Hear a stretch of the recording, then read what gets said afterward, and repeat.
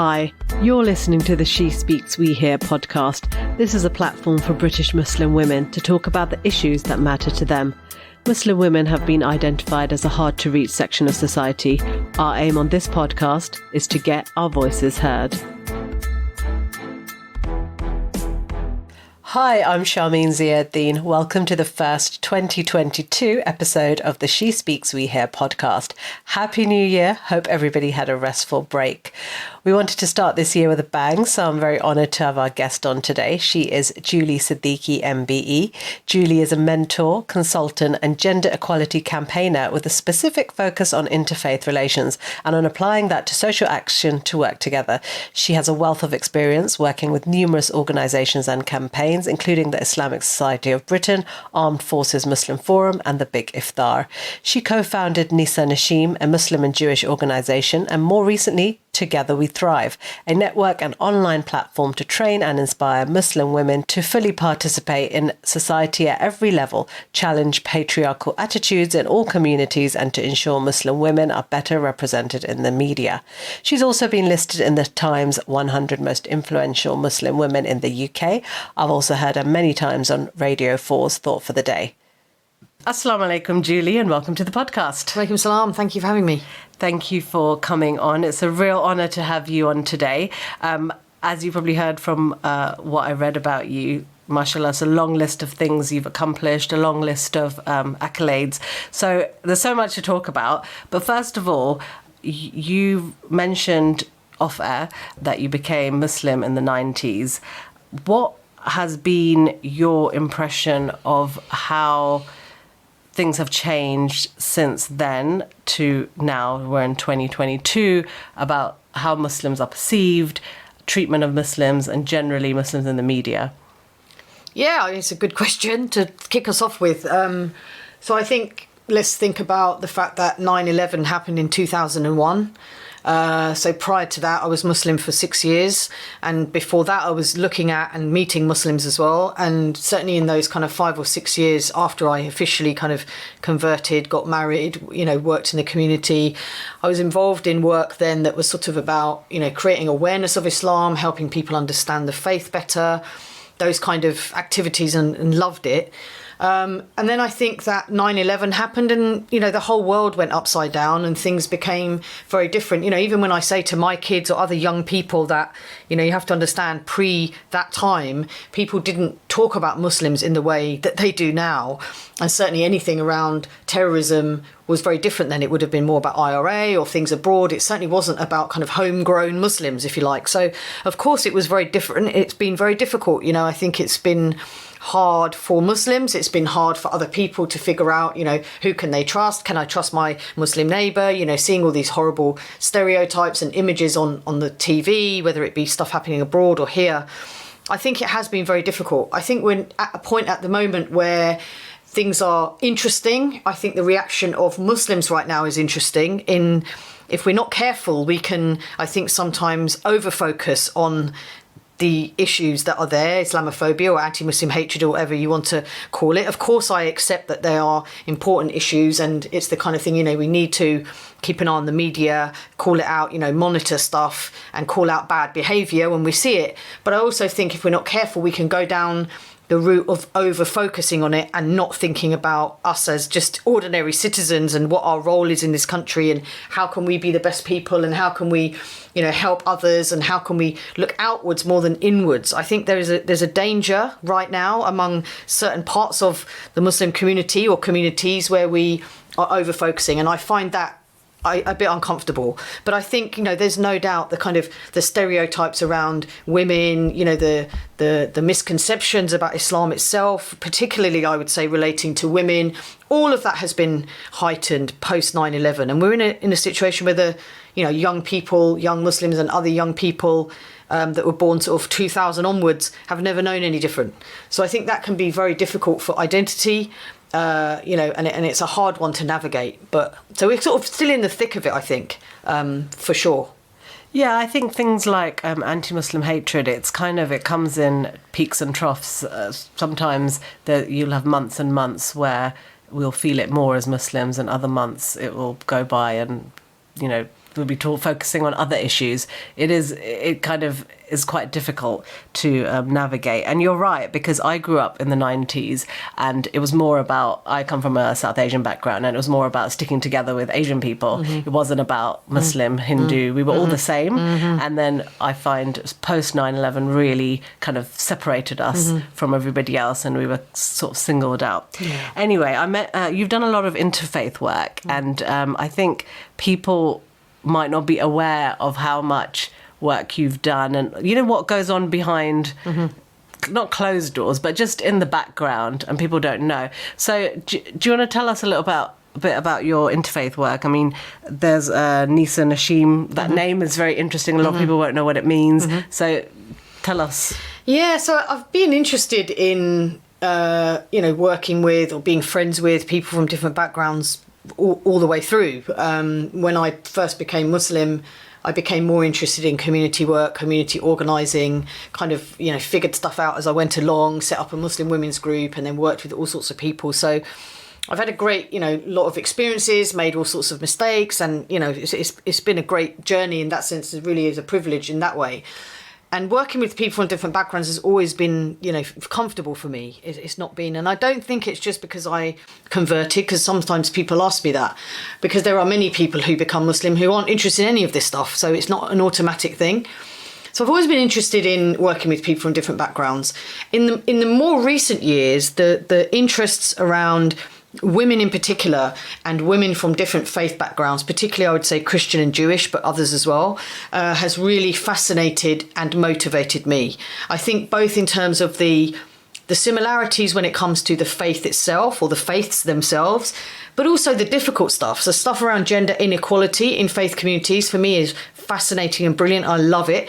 And it's much more there than people realise. And often Muslim women have become the kind of convenient scapegoat for anything that's oppressive. It's all about Muslim women.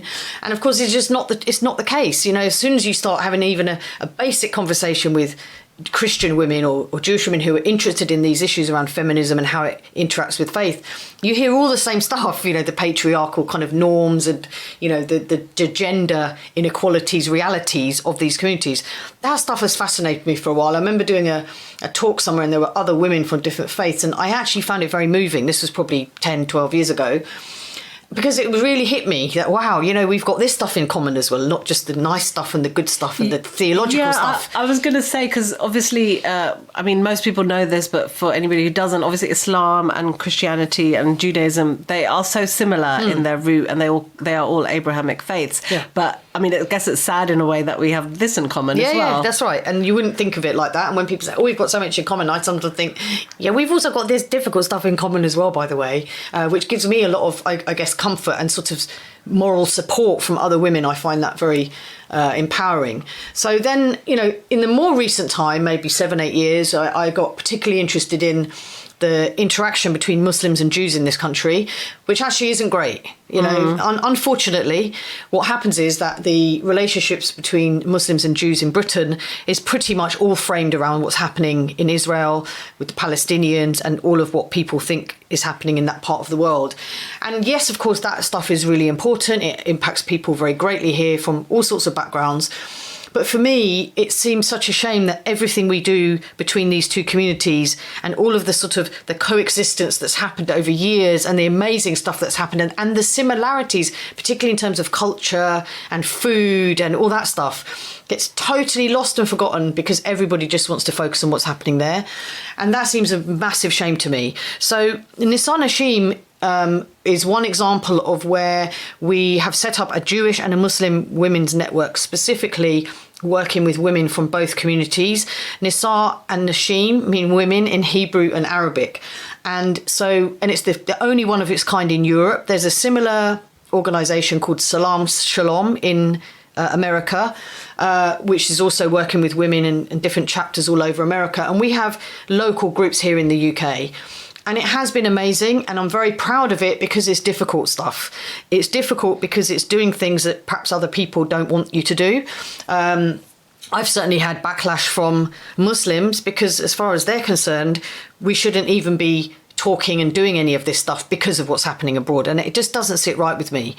I think working with women has been amazing, and it makes it kind of easier. I don't know, there's something more relational generally when it comes to women. They can sort of park stuff maybe a bit easier, maybe just explore things in a relational way as opposed to just politics or, you know, meetings, but it's much more about friendship. And we've put friendship at the heart of it. And I found that, you know, creating those connections and building some trust with people, it means that you can then talk about anything with them. And when difficult things happen, I remember when there was a synagogue shooting happened in America a few years back, and when the Christchurch mosque was attacked and horrendous outcome of all of that. In both of those instances, the conversations and the calls that I had from, say, my Jewish friends were very moving and meant a lot to me. And also when I heard about the synagogue, I cried, not because I had to, and not because I have to put out a statement because it's the right thing to do. It meant something to me because it felt like they were my friends, because I've got people who go to synagogues like that here. So those kind of interactions, it doesn't mean that you pretend like bad stuff's not happening in other parts of the world. Of course it is, but building those links here is important. Allies are important. When it comes to anti-Muslim hatred, there's something very powerful about working with, for example, Jewish women who are on the receiving end of anti-Semitism perhaps, and how do we talk about that stuff together? How can we be allies standing together dealing with these things and saying, I understand how it feels because we've had this. They're not the same, they're different, the communities are different, but I think there's a lot to be said for doing things together. So I've put specific energy into working with the Jewish community, and it's been fascinating. Sometimes it's difficult. When we had the, in last summer, when you saw the horrendous things happening again in that part of the world, and the attack on Al-Aqsa Mosque, it's painful. Yes. But it also meant that the conversations and the friendships that have developed here were very much strained, and it becomes, even for me, more important to stay on the bridge. We're building these bridges. Don't get off the bridge at this point. Stay on, hang on, hold hands, try and work through it and understand, try and see things from other people's perspectives, try not to oversimplify what is otherwise a complex thing that's going on in one part of the world. Yes, it impacts us here, but don't allow that to destroy friendships or to create unnecessary barriers against each other. So that's how I kind of see it. And after last summer, I felt I needed to do even more, because I think what I saw were people, hurling abuse at each other, whether it be online, social media was terrible. Last summer, it was just so overwhelming and difficult to navigate. And I saw people who are some of the best people that I know saying things against, Israel, or saying things against Jewish people in general that were, terrible. And it's really difficult when you see that, because I know they're not bad people. I know they're not racist. They're not anti-Semitic. They don't see themselves as that at all. But some of what they're saying is offensive to other people. We have to unpick that, what that's about, work it through. So I found that hard, but I think it meant that those of us that are interested in this work need to dig deeper and think, why are we doing it? And what more can we do to, connect people together better? That's certainly how I came out of what was a difficult summer otherwise for all of us. Yeah, I mean, it's really interesting what you say about, coming together, because at the end of the day, religion is becoming kind of like, we are quite polarized as communities, as a society, all over the world, actually, whether it's politics in America or politics here, everyone's kind of polarized, whether it's about vaccinations, everything is so polarized at the moment. And faith communities, like you said, have a lot in common, good and bad. Mm-hmm. And it's very important that they kind of focus on the commonalities and work together. And interfaith dialogue has been going on for decades in this country, and I think it's really nice to know that you've spent so much of your life working towards that, because, as I said, it happens, but no one really knows about it. Yeah, what goes on. And I think also, I don't always think about it in dialogue, because I think sometimes what's happened is I never dismiss what anyone's trying to do, because this stuff is difficult and most people don't do any of it. So those that are trying to do it, I always appreciate them and very much acknowledge that. But I think that some of what's happened in the past, different to what I think we need now, is this friendship stuff and this connection and this trust stuff. What can happen is you can create a meeting where people come together once a quarter and have a lovely, samosas or whatever, and have a chat around a table and have a meeting and talk about an issue or prayers or fasting or similarities in religion or whatever. And all of that is beneficial and all of that is worthwhile. But I think, how do we go deeper and how do we make those connections even better?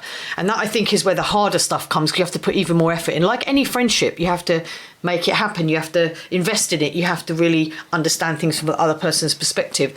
That's where I think the interesting stuff can happen. I also think that there's a massive opportunity that at the moment none of us in the faith communities are taking on board properly, and that is to, how can we collaborate better on things like, for example, off the top of my head, feeding the homeless. You know, it's not a territorial thing. Like, don't let this become like, oh, we Muslims are this and us Christians know how to do this, and we need to think about how can we use, you know, each other, how can we work better. I'll give you one example that just comes to me straight away. Was, I remember going to a food bank, and it was run by a, you know, lovely group of more elderly Christian volunteers that have been doing it for donkey's years. Loads of food in the room, and they were sitting there almost like waiting for the people to come. They had a process, they had a voucher scheme, they had all of that you often do with the food bank.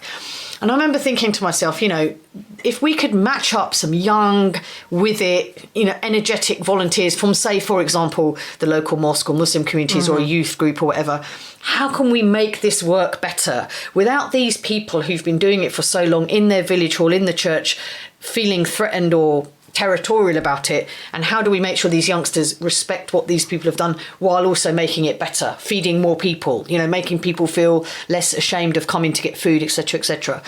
Those kind of things, I think, haven't been tapped enough. There's some quite good examples emerging of faith groups doing stuff like this together, but I feel like we're in a country which is moving more and more away from religion. And those of us that feel passionate about our faith, as I do, as you do, as lots of other people do, as these Jewish women, as these Christian people that I meet do, how can we put those skills and that energy and that faith stuff together more and make the society better? Not just about faith groups, but about the society. You know, when you think about issues like homelessness and, you know, feeding people and, you know, whether it be abuse or any of the things that are very difficult in a society, I really feel like we as faith people have something proper to offer, that, and have always had that. And how can we do it together better is something that I think, you know, for the next sort of 10 years or so, let's think about it like that and not feel so territorial about it, because it can be a bit like that and it shouldn't be. Yeah, you're right, because there's so many different campaigns and schemes and organizations doing really good work, but they are all doing it within their spheres of, and you know, being Muslims or Christians. So bringing your resources together makes 100% makes sense. You were in the Times for one of the top 100 most influential Muslim women in the UK. I mean, I didn't know that was a thing, but amazing. Congratulations. What did you know about that? How did that come about? No, look, I mean, what can I say? These lists are weird, and, you know, who even puts these things together, and God knows. And this was quite a long time ago, and I think I don't even know if it happened more than 1 year or what. So it is a bit of a weird one, and it comes up and people often say about it. But so I think these lists are what they are. You know, how many Muslims are there? How many Muslim women are there in the UK? And who decides who's influential and who isn't? So I sort of take these things a little bit with a pinch of salt, to be quite honest. Having said all of that, any of these kind of acknowledgements or recognition is nice as well. I think for me, in terms of the work that I'm trying to do, is sometimes very difficult, and often, you know, from a gendered perspective, it can be hard. And so when there's kind of like an acknowledgement or a reaction from a wider group of people, I see it as a positive thing. But I just think the more we get caught up in these accolades and titles and letters and blah blah, then, you know, you go down a really dangerous route of always looking for that stuff, and you don't feel satisfied with those things, right? I'm not taking it away from it. I think it's nice, and the acknowledgement, and you sort of have to take it and thank whoever, God knows whoever it even is, and then kind of move on and do your stuff, but keep your intentions clear. Keep your feet on the ground. I mean, that's how I've always seen it. So, you know, I don't sort of dismiss these things. They are nice when they happen, but just sort of kind of see it for what it is, that it's a bit random and it could be in anybody, you know. Well, I can't not mention the fact you have an MBE and you got that in, just 2 years ago in 2020. So that must have been, was it a surprise? Yeah, it was a surprise. It's a very lovely thing. You get a letter and it says, would you accept it? And it kind of comes out of the blue and you think, wow, you know, what's that and where's it come from? What I would say, I mean, I got it in the time when lockdown and all of that. and you're not allowed to tell anybody until the official list comes out. And right. then I think the most moving thing for me, I mean, in fact, I went to get the medal itself literally a few weeks back, and I took my mum to Windsor Castle. I think the thing that's really blown me away, two things. One, the reaction from my family, my sort of wider family, very proud, and they really, for them, it's quite a big thing. And secondly, from, I would say, women, but particularly Muslim women. So, you know, there is something very, a bit like I said earlier, about recognition and acknowledgement and kind of seeing things for what they are. I mean, I think there's something powerful. Sorry, I just wanted to mention you got it for promoting interfaith understanding. So for the work you've been doing for years and years. Yeah, so again, it's a lovely thing. You know, there's something nice about being acknowledged and recognised. Lovely for my family, as I mentioned, and anyone that I've worked with. For me, it's all part of that journey. But also there's something powerful for Muslim women, seeing somebody, you know, wears a headscarf, or someone who visibly is Muslim, and all of the kind of stuff that we go through, we kind of get it from all sides, don't we? Society itself, plus, you know, our own stuff in our own communities, and all the gendered stuff that I sort of deal with and work through. To then have that, and for Muslim women to message to say, it's so good to see someone that looks like that getting that, you know, it's a big thing for them, you know. So that was quite special for me, and, you know, meant something, because those are the kind of people that mean a lot to me.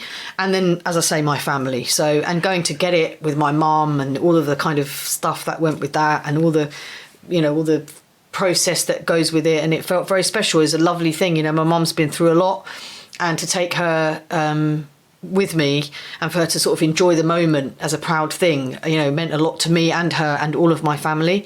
So it was, you know, it was a lovely day, and I'll always remember it. That brings us quite nicely onto Together We Thrive, which is something that you founded, and that is, you mentioned about representation and for women, for Muslim women. So how did that come about? Yeah, I mean, I love the word thrive. I came up with it because I thought that, you know, together we can work with each other, whether that be Muslim women from different ethnic backgrounds or different parts of the country, or whether it be women who are from different religions or different backgrounds working together on things as well. Very much a focus on women. I think in a way I've kind of gone full circle. I started, you know, I became Muslim in 95. I got married a year or so later. I moved to Slough, where I live now. I started a Muslim women's group at that time, not really knowing kind of what I was doing, and did it for my own benefit in terms of social, my kids, making friends, etc. It was a great experience. I still got a lot of really lovely nostalgic memories from those great late 90s into the 2000s with that organisation, and it was all voluntary, and we kind of worked it all out. It was great. And in a way, I've kind of done lots of this other stuff with, you know, working with people in different faiths, setting up something like Sadaqah Day or the Big Iftar, very much focusing on the wider Muslim stuff and sort of the portrayal of Muslims in a positive way, but also bringing Muslims out of themselves and thinking, look, reach out, do more. Don't just see Sadaqah as charity, but as money, but time as well. So I've done all that stuff. And now I think in all of that, I've come back full circle. And Together We Thrive really is me creating a platform where I can then do work with Muslim women to not necessarily represent them, but to connect them better together, to create that network, to see how can we, you know, I know lots of women all over the country. I'm lucky, you know, I've got loads of people in my phone, lots of amazing women that I know, and ordinary, extraordinary Muslim women that are doing all sorts of amazing stuff everywhere. And I really want the dots to join better. So, you know, for me, Together We Thrive is almost me saying, look, let me join you with you, and let me join her with her, and let me join different people together, and what role can I play in that? And there's no doubt that part of it also, I feel more confident about myself, more sure. I think is quite a common thing as women. I've just turned 50, you know, I've seen it as a celebration, and you get more confident. You don't care as much actually about what I do care, but you don't care in the same way as you used to before. And there are issues, you know, we as Muslim women can see the issues in our own communities better than anybody else. You know, I'm sick and tired of everybody thinking they have a view about who we are, what we do, what we wear, what we don't wear, what we say, what we shouldn't say, whether that be, you know, Boris Johnson, politicians, people in society, you know, right wing, whatever, as well as, you know, Muslim men in our own communities. You know, it's almost as if everybody else thinks they have to speak on our behalf about what we do, what we don't do. I'm sick and tired of that. And so I think I've got to the point, and I've always been sick and tired of that, but it really feels I'm at the point in my life now where I'm happy to difficult as it is, call out some of the bad stuff. Let us own our own stuff. That's really, I think, what this podcast is also about, which is amazing while you're doing it. Give the voice to Muslim women themselves with all of our diversity and amazingness and difficulties and all of it mixed up together, the messy stuff as well as the amazing stuff. Let us talk about it ourselves. Let us own it. And Muslim women are amazing in all of these things. And I really want that voice to be heard, but also for people to connect better together. Sometimes this work is difficult, people calling out things around abuse or domestic violence or whatever, and having women who can hold hands and do it together makes sense, but also makes it so much easier on something that's very difficult. And I think that's where I'd like to see this going. So yeah, I mean, this is one of the reasons why I wanted you on, because obviously our ethos and everything is so similar with She Speaks We Here. We're doing, as you mentioned, it's very similar about giving women a platform. And you're right, we are sick and tired of being spoken for, and by everyone. By everyone, absolutely. And you're right about owning it, because we're not different to any other faith group or any other community, although we're not one community, we're thousands of communities. But we have our problems like anybody else. And, we're not perfect and we're not terrible either. We're a balance or a mix of lots of different things, good and bad, and we should be able to talk about the good with the bad, as you said. But one thing that can happen is because Islamophobia and anti-Muslim hatred are a very real thing, right? And so what happens is that women, sometimes Muslim women, feel or are made to feel awkward about calling out anything bad within Muslim communities, because somehow people are thinking, don't talk about that stuff in public because people think we're bad enough already. Yes. And people think, so as soon as you mention, someone has been abusing loads of people, or, women, I come across women all the time that are suffering right now domestic violence, of the worst kind, and have had to leave and all of that. When you start having those conversations and then you're made to feel that you can't say anything publicly because somehow you're bringing shame on the community. I'm not bringing shame on the community. The people that are acting in this way are doing that. Do you not think that people are going to find out? And it's not to say that only Muslim men are violent or only Muslims are, abusing kids in certain settings. Of course not. I mean, we know this. The Catholic Church, we know that 2 women killed a week in this country. We've got a terrible record in this country of abuse, domestic violence, violence against women, all of it. That doesn't mean that as Muslim women, we can't own and talk about our own stuff. And the problem I'm seeing is so much silencing and so much closing down, because women as well, people are worried about saying something, then other people jump in and say, see those Muslims, we told you they're this and that and backward and evil and blah, blah. Don't be quiet just because of that stuff. Those people are going to talk about Muslims anyway. Let's just get it clear. They're already, the bad stuff about Muslims is already being spoken about, particularly online. It's horrendous. So we have to have our eye on that, but don't allow that to silence us even more, which is what I see happening. And that's not right. I think you're absolutely right. And even myself, there's lots of things I read about something that's happened in a Muslim community or a crime committed by a Muslim. And I think, oh God, this is, certain newspapers, certain people on Twitter are going to absolutely have a field day with this. And there is a real fear, because anti-Muslim sentiment is so big and so, is so out there, and it's one of those racisms or types of discrimination that kind of goes unnoticed. In that, like Baroness Warsi said, it's the dinner party test. It's acceptable, and it shouldn't be. So I understand the fear, and I think being able to talk about it, like you said, it's difficult, but it needs to be done. And I've called stuff out about the mosques and things, and of course these things are very personal. People take it very personally. I saw that again last year with some work I did calling out even my own mosque on some of the things that I thought weren't okay. And again, some of the things that I saw people saying and the reaction, it almost becomes, why would you, what's in it for her? Why is she doing this for her own platform? And it's like, almost like I'm earning a load of money out of it. So it's crazy. No one knows. Clearly, people haven't seen my bank account for a start to know that there's no money in any of this stuff. But the point is, that shouldn't mean that I can't call it out. Why is it that in, Britain in 2021 or 2022 now, there are mosques that are telling me that I can't come in and pray?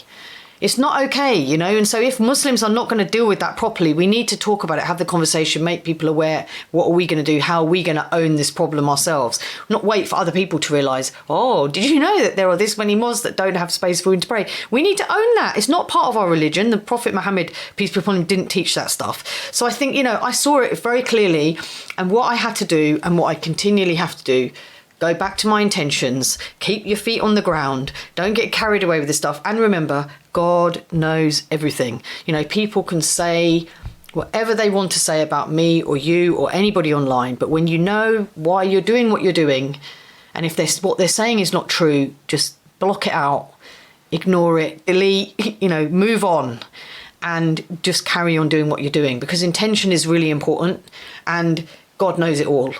And I've had moments where I've had to literally go back to that in a very proper way. At night, pray, you know, keep it really real, and remember, in the end, they can say whatever they want, but I know why I'm doing what I'm doing, and God knows it, and that's it. In the end, that's what matters.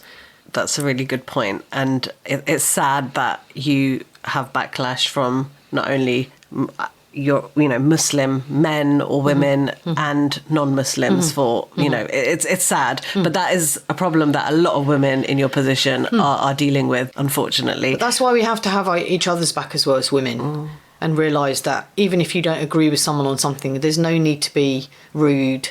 There's no need to be, you know, name calling and that stuff. And if you see that, you should support other women, whatever their background is, because you know how it feels. I know how it feels. And women do get it worse in every sphere, MPs, everyone.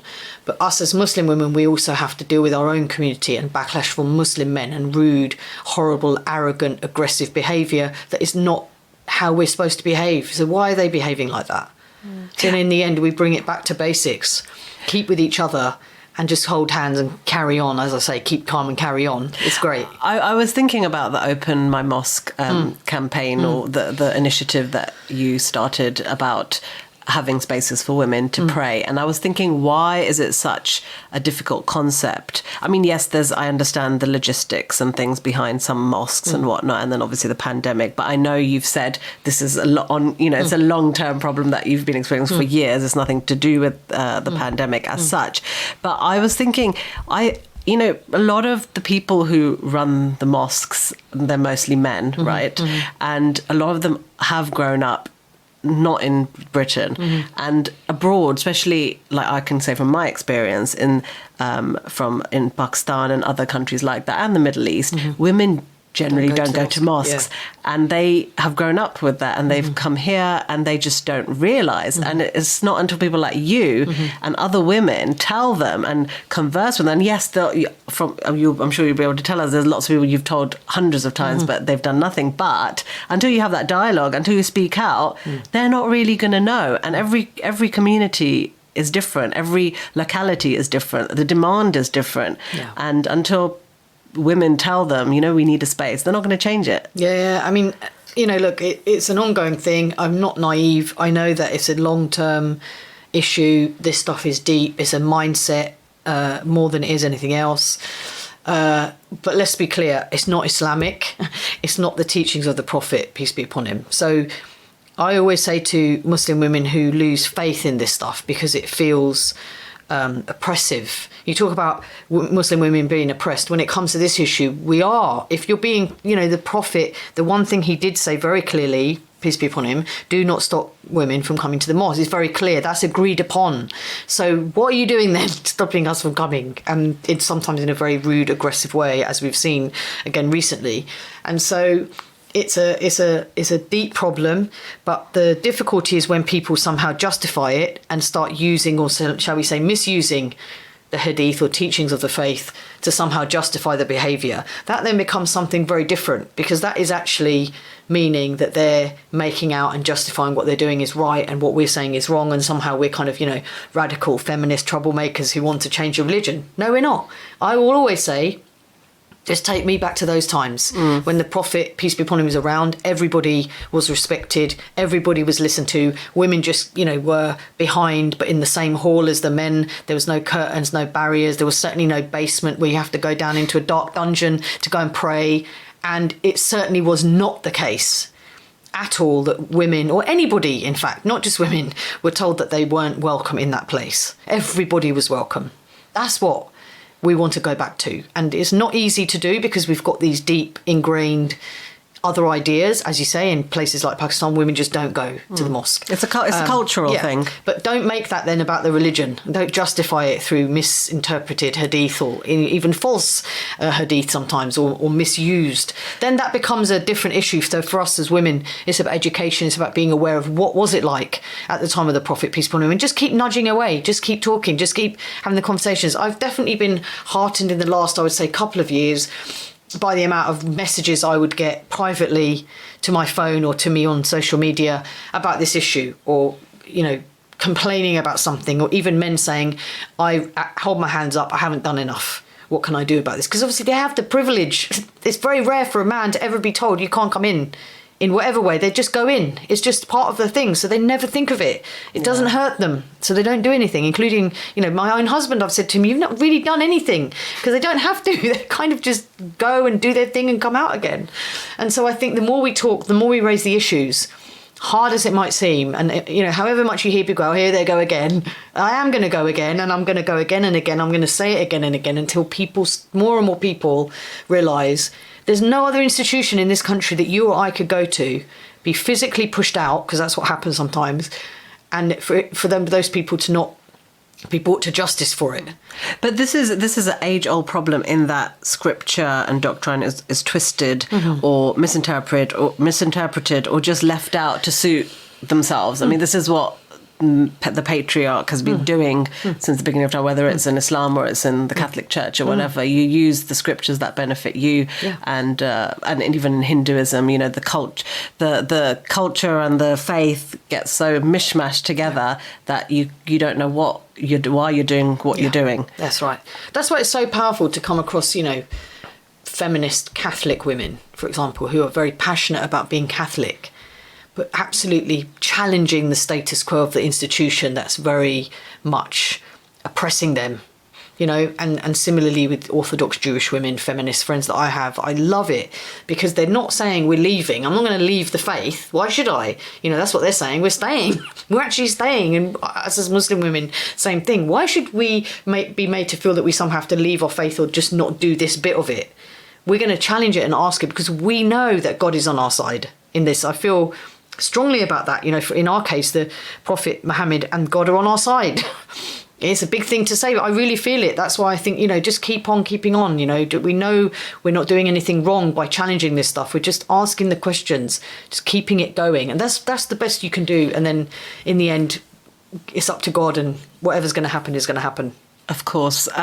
You talk about feminism, right? Feminism is, it means different things to different people. Is there a problem with Western feminism that does not include Muslim women? Yeah, I don't always like the term Western or Eastern, because I think now, as Muslims, certainly, we're not Eastern, we're Western, we're part of it. I was born here, lots of people are born here, we're all part of this thing as well. But I think that there's definitely something about certain people in, if you like, the feminist movement as a whole, where it can be perhaps very white middle class and people feel excluded. I remember a friend of mine saying she went to an event once and she was the only person there in a headscarf, and derogatory things were said from the stage, and she felt very targeted and very uncomfortable and didn't want to go back again. And that stuff is really not okay at all. And I think there's no doubt that there's something very often anti-religious as well about some of these movements. So they would dismiss us as Muslim women. If I've got a headscarf on, they'll automatically see me as oppressed, because why would you want to wear that? Because that doesn't fit with how they think unoppressed women are. Exactly. And so that, I think, is definitely an issue. I think, having said that, I think that coming back the other way, if you want to see it like that, there are, Muslim women and Muslims in general need to understand, don't shy away from this stuff. Don't just close down the debate by saying what I've been hearing for the last 25 years. Islam doesn't need feminism because Islam gave rights to women 1400 years ago. Don't say that to me when I can see, obviously I know that, but don't say it and try and close down the discussion when I'm talking about oppressive practices that for me are not Islamic, but are done in the name of Islam. Because So it's don't just brush it Muslims. off. Islam is separate to Muslims, unfortunately. Yeah. So that's right. you They're can't the way really, the Muslims behave, Yeah. But don't just try and close down the debate by saying Islam gave rights to women 1400 years ago. Yeah, we know that. Like, thank you very much. That's partly why I love my faith, by the way.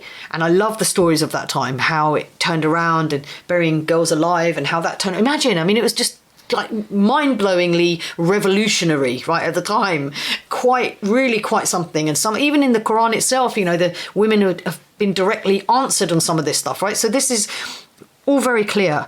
Don't just use that as a way of closing down any kind of criticism of what's going on in Muslim homes or Muslim communities. That's not right either. So I think the balance has to be there. It's not an easy one. I think that I don't have a problem calling myself a feminist, but other people will say, well, I don't really think I can be a feminist and a Muslim, and that's fine for them as well. And it means different things, different people, as you said. But I think that if we're made to feel that we somehow have to not be part of that because it's a white Western thing, I don't feel comfortable with that either. Of course, I am white. So some people say, oh, well, it's easy for you to say because you're white. No, but I don't see myself like that. But I think there's definitely an issue with, it making people feel excluded, and some people within that movement are challenging that as well. And I remember going to something with the Women's Equality Party, and it was very much on the agenda, talking about this sort of the lack of, in a way, diversity in the room at the time. It was just all people that looked the same. And they were, a couple of them, acknowledging that's not good enough, that doesn't reflect the country. So I think that anti-religious element of parts of that movement is very unhelpful, because I'm very passionate about my faith. I love the Prophet Muhammad. I'm happy with wearing a headscarf. I want to do all of these things myself, but I will also challenge my own stuff going on and be part of the wider conversation on gender inequality in this country. Why can't I not be part of that? And so I think there's a lot there, but I think if we just box it in and simplify, that's when it can become, problematic. Yeah, no, that makes total sense. I think we can probably leave it there because I'm conscious of the time. Was there anything else you wanted to add? No, it's been great, and I could talk all day. So, I could speak to you all day. But thank you so much for having me. It's been great. Thank you for coming on, Julie. That was Julie Siddiqui. You can find her on Instagram and LinkedIn as Julie Siddiqui. We have lots of new things planned over the next few weeks, so I just wanted to tell you about that. We've got a free and exclusive series of online workshops with transformational coach Ziauddin. The workshops are called Release, Reconnect and Reset. Optimize your 2022, and you can book if you click on the link on our Instagram bio. They start on January the 14th, so there's still plenty of time to book. I say plenty, but a few days. In February, we've got a really exciting event that I'm so looking forward to. It's in collaboration with Halal Dinner Club and Leaf Coaching, where you can have a night out at Khan's restaurant in Bayswater, London. And we will be in conversation with our founder, Akila Ahmed, and Alia Zaid, the head of content strategy, and myself. Tickets are £29, but if you book now, you can get the early bird rate of £25. A proper bargain. Check out our Instagram account for more details, or you can go to leafcoaching.com for tickets. Hope to see some of you there. And finally, thank you for listening. If you liked what you heard, please rate and review, as it'll help others find our podcast. Do follow so your podcast app can update you with the latest episode. You can also follow us on Twitter, Instagram, Clubhouse and Facebook. Just search She Speaks We Hear. I'm Sharmeen Ziauddin. See you next time.